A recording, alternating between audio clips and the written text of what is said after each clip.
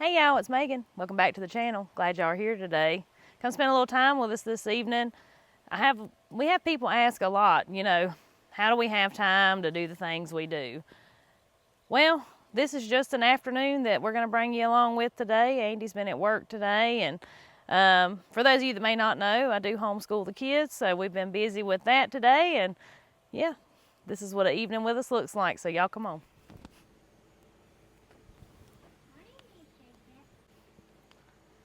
So after Andy's little escapade with my clothesline the other day, I had a lot of folks ask, how in the world do I use this where it's so high up? So I wanted to show y'all this evening that this is exactly how I hang clothes on it. I hang them on it from up here on the porch, and then it's on a pulley system. You just push it down. And so it's just as simple as that. I like this a whole lot better than the clothesline I used to have where I had to walk down it to hang my clothes up. Because now I can just hang them from here on the porch. Run them out just like that right there. Ever how far I want, fill it up. And it works great, y'all. I'll be sure to leave a link down in the description. If you want to check one out, I believe you got it off of Amazon. I can't remember if it was my birthday or Mother's Day, something last year, that he got this for me. The kids have their responsibilities every day. They take care of the pigs and the 3 steers for us. And so that's what they're going to do right now. You know, it's hard when they're small, when you have them with you. It is.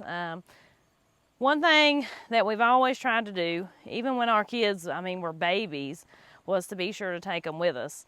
And yes, there were some challenges in doing that and, living the way that we do. But look what it's got us now. 2 responsible kids here that do a fabulous job taking care of stuff around here.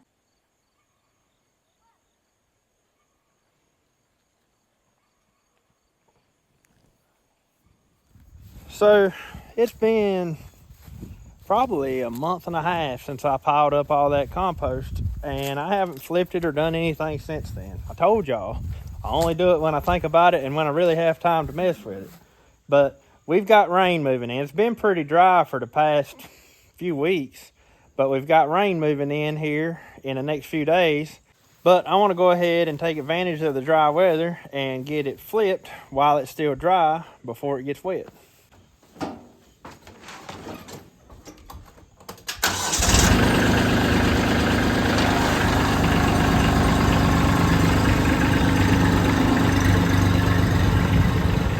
So this here behind me is our compost pile, and it's been several videos back now, but what I've done was scraped up all the manure and loose hay and everything that was out here in this area and piled it up right here. And as you can see, weeds and stuff like that's already started coming up on it.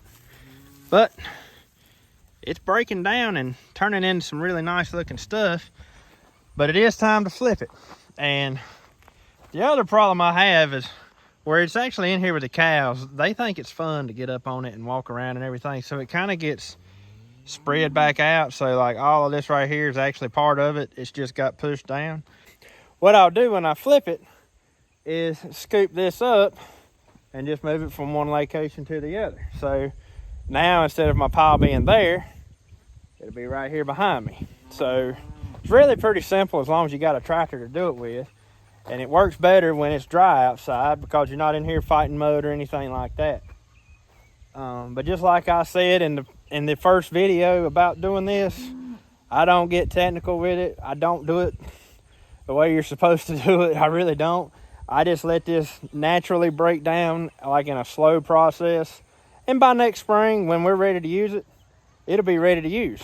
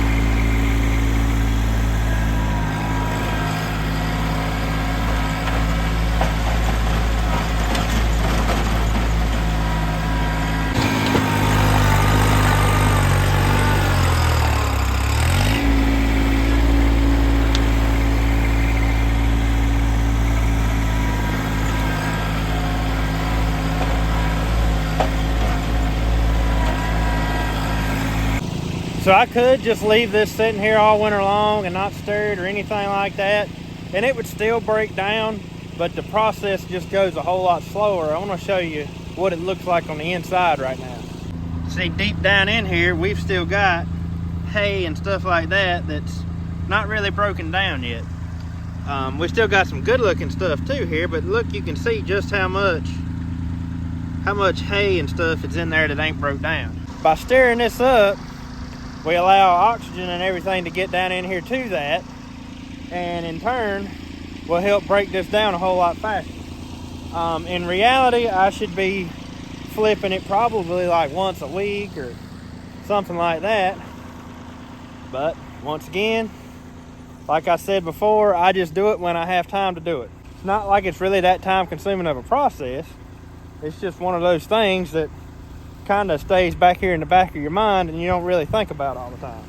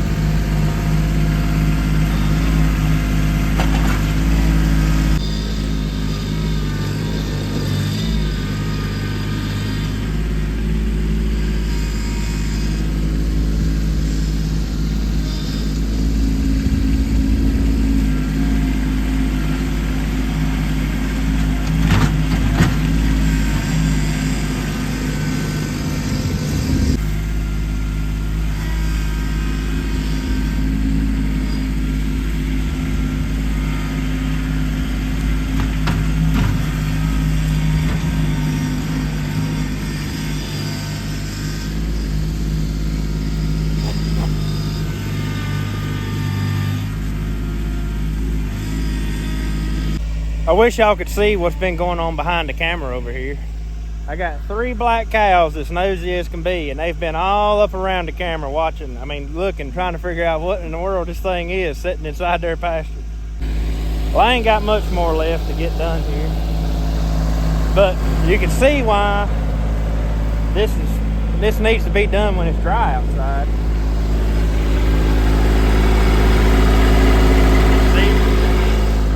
Even though we haven't had rain in a few weeks now, it's still just as muddy as it can be right on the bottom side of that pile. So, you know, it's a mess.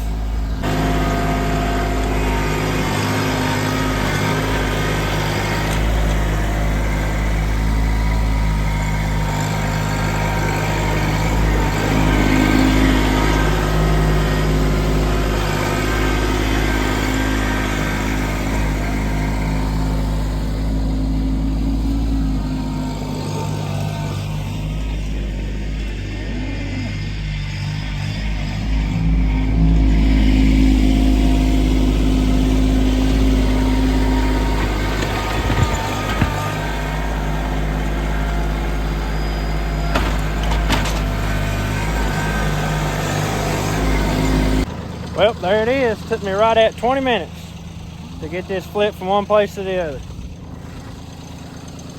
But I still got a lot of breaking down to do. Still got a lot of that right there in there. But it's getting there. It'll be good and ready by springtime.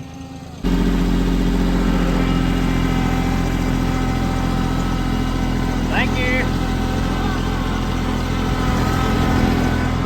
That's my automatic gate opener right there.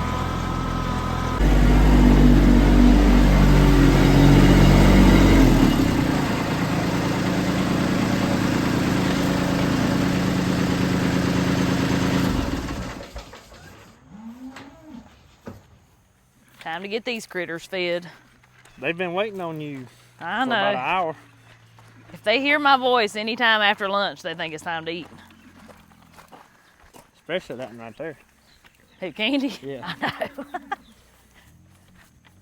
Come on, babies. Come on. Pile looks a little bit bigger down there now, don't it? It does, now that you've turned it around. It'll be spread back out. Give Cookie and Hamburger time. Oh yeah, that's true. They'll be on it. So Candy still eats in the milking stanchion, even though I'm not milking her. She's a lover, not a fighter, so she won't fight for food anyway, so I just still feed her over here by herself. Come on, baby. That's my girl. That's my girl. She sure is pretty and slick. She sure has turned into one more good cow. I know that. She has, ain't she? Yeah. She's precious. It's what routine gets you. Routine, routine, routine, and everyday love. Ain't that right, honey? I know, yeah. All right. Let me get my other big babies here. My sweet babies. Yeah.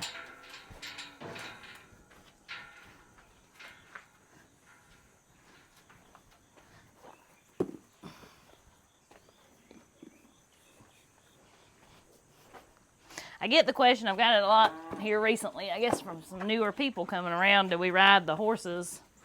Yes and no, I guess you'd say. I get them out when it starts cooling out. The kids ride them. They're both, well, you know, on up in age. So they've also both got many, many miles on them from their younger years. They're just living the retired life now. Just living the retired life. I got it made what it is. Them's my babies. My cows are my babies too. This is our new buddy. He follows us everywhere like a dog. Yep. All right, y'all. I'm gonna feed my troublemakers now. So I'm gonna tell them a quick story. Here a few weeks ago, you can see Candy's little paddock right there that Andy made. Look at that cow playing with her. I mean, that cat playing with her tail. That's what it was doing. I seen it. I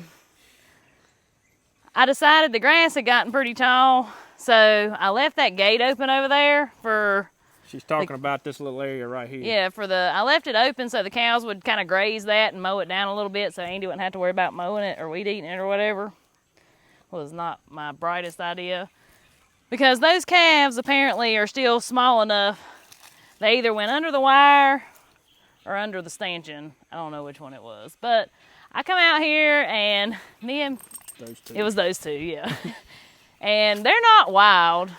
But me and Maggie came out here to feed, and they were out here in the yard. Well, any animal that's been in a fence, when they get that minute of sense of freedom, they turn into a whole different beast. And if it hadn't been for Maggie and Tiger, I'd have never got them up. It took us probably, 30 minutes, I'd say, wasn't it, Maggie? Yeah. Because Andy was still at work that day. Get on now, Black Star. Watch out.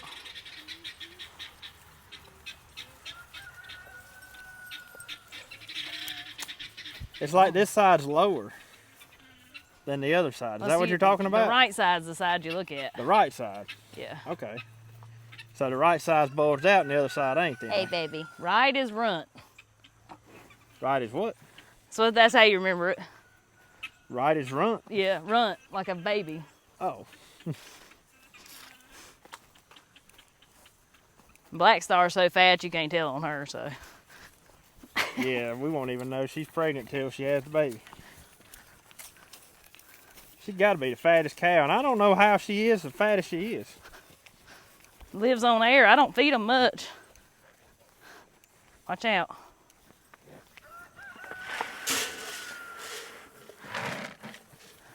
Come on, Cookie Coo. Come on.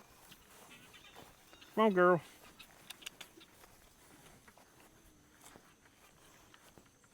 And Cookie is so funny. She's like her mama. She won't fight her way in there. Yeah, that's why you feed her up here alone, man. Even though if she don't eat this right here real fast, she don't get none. No. Because the other ones come up here and take it. And our new little chicken tractor there is still working like a charm. I believe that's the best thing we ever done, don't you, Andy? Heck yeah. Yeah, best thing we ever done. Downsizing our chicken herd's the best thing we ever done. Yeah. I ain't showed the chickens up close lately, so while we're down here. Got a speckled Sussex. That's my troublemaker right there. Rhode Island Red. Pretty sure these were my two Wheaties that I didn't know the chicken was sitting on. And I'm pretty sure they're both roosters. I've yet to hear them crow, but they look like roosters. So I'll probably be letting them loose before long. Can't remember what that one is. Or that one. It's terrible. My two guineas, they're probably getting, I don't know, they're probably 4 years old at least, the guineas. The white and black ones, Colombian Wyandottes. Hang on. Whale Summer. I really like the Whale Summers and the Colombian Wyandottes. Did you show them the wheel? I mean, yeah, the wheels are kind of jacked up. But it still rolls. I mean, it's still making it. So we're just going to keep on keeping on until they break, I guess. That's right. And then we'll figure something out once they break, won't we? Once they break, we'll do something different. Look at them two. They're still best buddies. They are, ain't they? Yeah. I don't worry about it till it breaks. As long as it's working, it's working. Yeah, it serves the purpose. There's no need in fixing it as long as it's working. Them two crack me up. Cookie just loves Tiger. Yeah, that speckled chicken, you know, I told you that was my troublemaker. Well, it's the only one that I have issues with flying out of this net. And the other speckled chickens used to be the same way when we had a bunch of them. The rest of them do good, and they have no reason to get out. But anyways, the speckled chicken actually was that last week. I told you, I said, well, I guess something finally got it. Yeah, where's it at now? Oh, no, it's in there. Is it? Yeah. So it did come back. And it was gone for like 2 days, and then now it's back in there. So I don't know where it was. Look right here. This will show you how dry it's got. Look how that Comfrey's flopped. That's one thing we figured out about Comfrey. It don't like dry weather at all. Because, I mean, it's dry, but it ain't like it was in the summer. Yeah, it's not terribly dry, but still. It'll flop at nothing.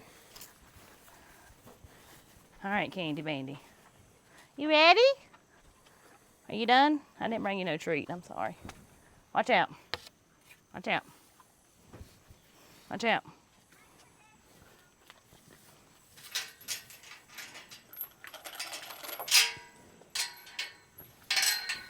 Go on. Cookie, she'll be up on that pile right here in just a minute. Oh, yeah. She has a, must be the Jersey in her, because you're talking about a personality. Cookie's got one. Well, tonight we're having country ham, bacon, biscuits, and corn on the cob. It's an odd combination, but how does that sound? Well, it's because we have fresh corn on the cob. Yeah.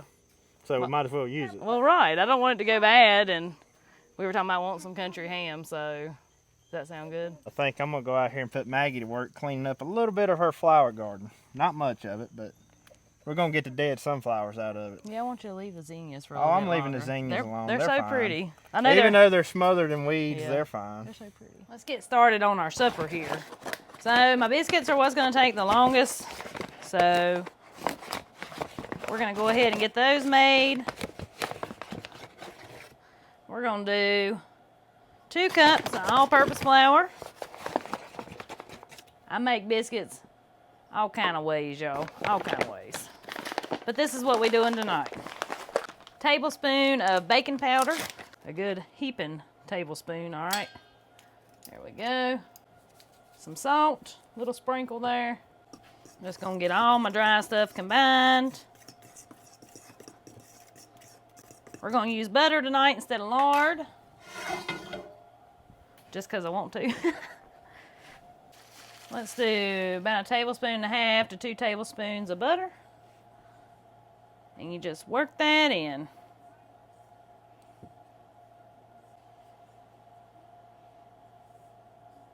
So I've actually got some fresh buttermilk. I made some butter the other day. Got a good friend that has a milk cow as well. And happen to have a little extra, so we worked that out. And so I've got me some fresh buttermilk here for these biscuits.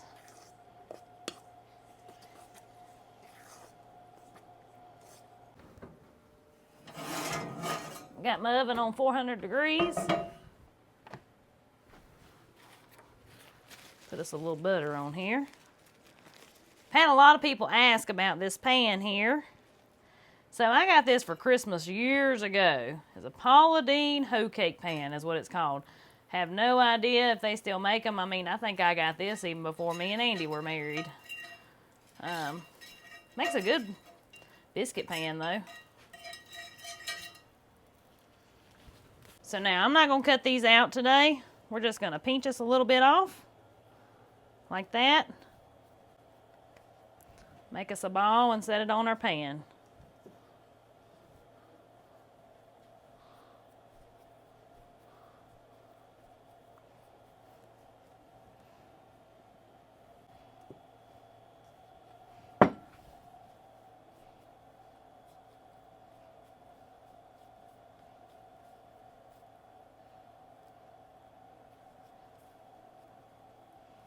All right, so now just go through and flatten them all out just a little bit. There we go. We're gonna pop them in the oven for probably at least 20-ish minutes until they get as brown as I want them. Maggie, your flower garden's just about bit to dust, ain't it? Yeah. But the zinnias are still looking fairly good, so we're just gonna cut out the dead sunflowers. Looking kind of shabby out here, and clean this mess up, ain't we? Yeah. Golly, that's got to stop. That's like cutting down a tree. Yeah. Yeah, weed scared me. You pulled some of the weeds out.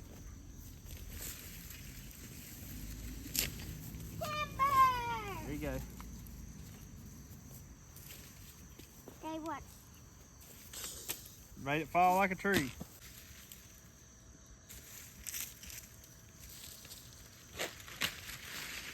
It fell.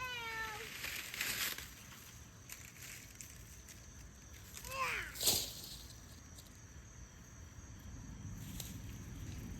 Hi, tree.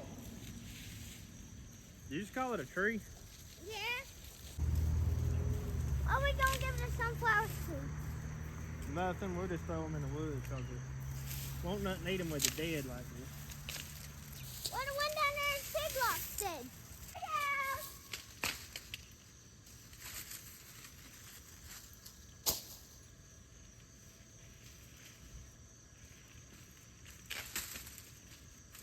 I gave the weed to Lovey and Cow.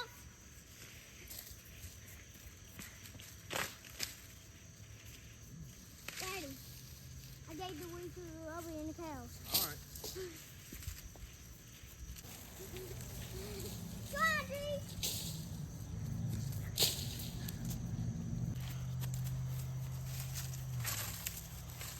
Timber. You pretending it's a fallen tree? Yeah. Well, it looks a little better there. So I'd like to get her some fall flowers, like some pansies and stuff like that, to put in. But golly, what a mess it is to clean up. Timber. And I still kind of hate to take out all this. Like, a lot of these zinnias are still really pretty. Well, Maggie, let's go get them right there and we'll throw them down in the woods. And that's all we really need to do there, I guess, today. You gonna take out the mama? Yeah. All right. We also here, we make our own bacon. You can see it there. I mean, for years, actually, we didn't make any, and we've always done hogs, and we've always made ham, country ham, stuff like that, but never made bacon. So me and Andy did a lot of trial and error over the years, and finally, I'm going to say perfected it to our taste anyway. If you're interested in how we do that, there is a video floating around from last winter. I'll be sure to link it here if you want to see how we do that. The one thing that I have found, though, with home cured bacon is you got to cook it slow. If you don't, you will burn it in a hurry. Me and Andy kind of are on different spectrums, and the kids like and Andy like the chewier bacon. I like crunchy bacon. So Andy always picks at me that I get it too done. So I have to really watch it.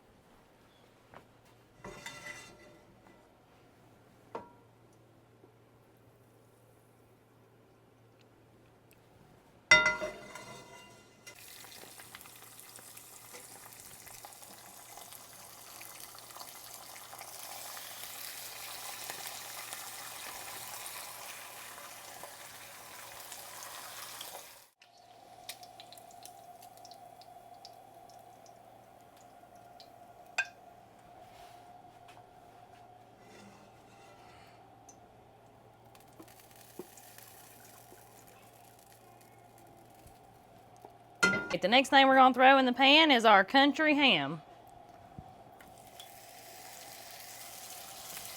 So these pieces I'm cooking today are not the pretty center pieces, but they're more towards the end. But I want y'all to see here. Now this doesn't favor the country ham that you buy at the store. We cure it in an old-fashioned way, just using salt, pepper, and sugar. Andy's family has been doing this for generations, so we always make ourselves some country ham every year. So this ham is actually from, let's see, 2022. So we let it hang usually 6 months to a year before we slice them. And this particular one is from 2022. I just cook it enough to brown it a little bit, but I don't get too carried away with it. All right, my biscuits are good and done.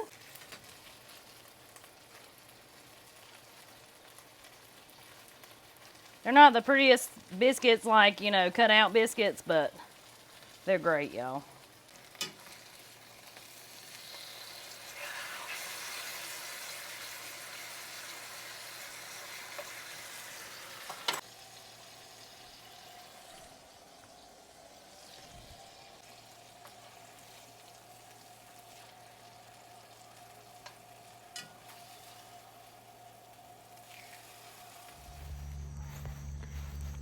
While we're over here working, I thought I'd give y'all a quick update on the, this is my late sweet corn right here. This is the Honey Select. It's looking really good. I don't think it's gonna be long. We're gonna have some corn off of this too. And then just look at the sunflowers. These things are so pretty.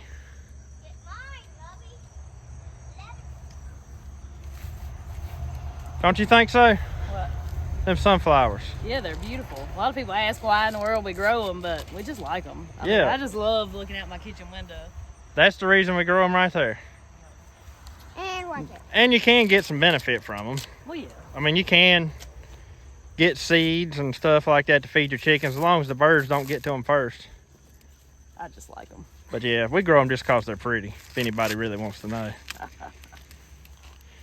All right, let me fix me a plate here.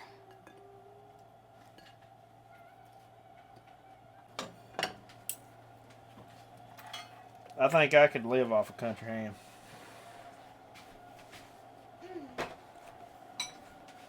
Good looking plate. So we've got done with our supper and everything. So now we're just taking our little evening stroll. And there's one more thing we want to show you before we end today's video. Check out the pigs though. They always hear us coming. Ain't they pretty? And mountainside pigs. Look at them. They ain't pigs no more, they hogs now. Yep. Especially That one. That one and that one right there. Coming down a hill here. Them red ones are nice too, though. They are. That black one's the littlest. Yeah. Look at that now. He's wide. I like a good wide hog. What are y'all doing? Yeah, they always hear us and want to come down here. But before we get down here and show you what we want to show you, I do want to remind you that we've got 2 events coming up in the month of October. October the 5th, we will be at the Foothills Farm Festival, and that's in Danbury, North Carolina. That's a festival that's celebrating Southern Appalachian heritage. So it's like a show. You walk around and look and eat and enjoy yourself. They have music and all that stuff. Then on October the 12th, we will be at Rocky Ridge Farm or Rocky Ridge Heritage Hogs. That's in Thomasville, North Carolina. That's going to be more of an education event for the homestead and community. This is going to be their first year hosting this community event, and it's going to be a lot of fun, y'all. Both the events are going to be lots of fun. On October the 12th, we'll be there for most of that event, but if you come late in the day, Andy and I are liable to not be there. We won't be able to stay for the whole thing. But be sure to come by and say hello, and we love to put a face with a name and would love to meet you if you're able to make either one of those events.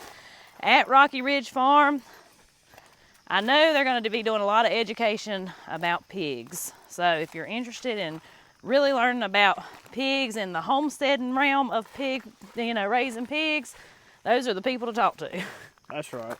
And that's where we actually, if you don't know, that's our friends we get our pigs from. Another thing to mention, the Foothills Farm Festival, if you do come there, and you're walking around and you're like, well, where are they at? We'll be across the road at the field demonstrations. You have to take a tractor ride or you have to walk to get to us. Yeah, that event is split up into 2 different sections, and we will be at the field demonstration portion of that event.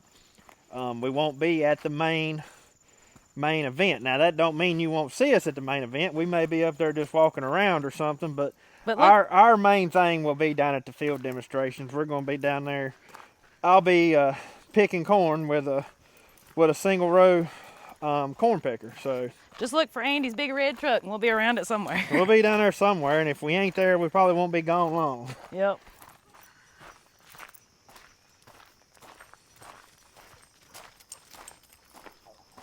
So we're actually going in a little different direction than what y'all are used to seeing us going.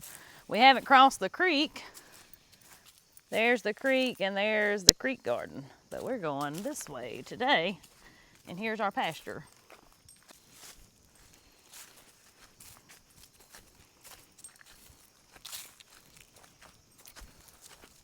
While we're down here on this part of the fence, everybody's always asking, how do we get power over to the creek garden? Creek garden's straight across the creek over there. It's pretty simple, actually. Right here is our main fence. I've just got a wire tied onto it right there, and it actually lays on top of the ground. Lays across the creek and over to the garden it goes. It's strung out like above the creek. Yeah.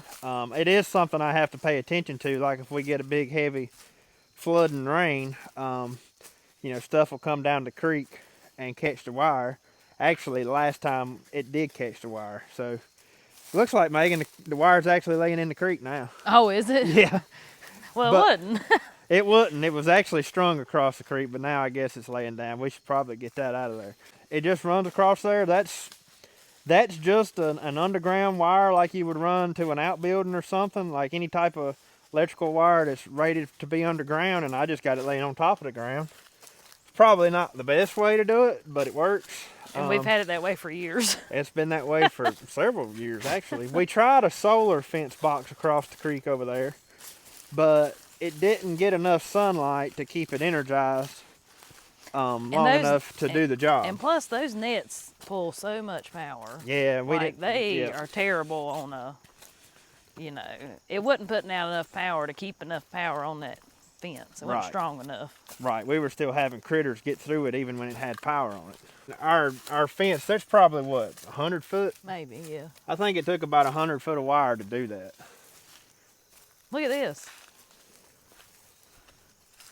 What? Wonder what did that? A bear? Maybe. You see it? Yeah, it's real rotten though. I don't think it fell off like no, that. I don't think it did either. Something clawed on it. It could have been a bear clawing on it. That's what it looks like. I don't know. They don't look like no deer rubbing it because they've slung it plumb out here. Well, I mean, it's obvious something's been rubbing it off because it's laying all on the ground. And it ain't like that the rest of the way up the tree. Something's been using it as a scratching post. Yep. Might be that Black Panther. Yeah, boy. All right, guys, so here's what we wanted to show you. Goldenrod. Goldenrod. So, the old timers, this is the goldenrod.